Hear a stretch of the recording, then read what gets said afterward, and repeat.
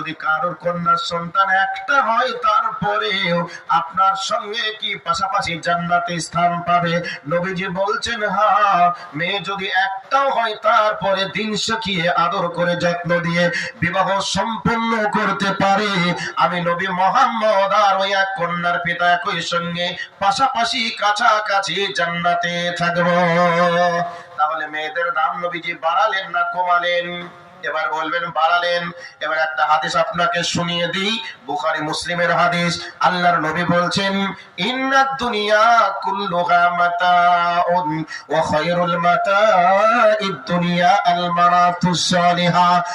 বিশ্বনবী জনাবে মুহাম্মদুর রাসূলুল্লাহ সাল্লাল্লাহু আলাইহি ওয়াসাল্লাম বলছেন, পৃথিবীটা হচ্ছে আল্লাহর কাছে একটি সম্পদ, আর এই সম্পদের মধ্যে দামি সম্পদের নাম হলো আল মারাতুস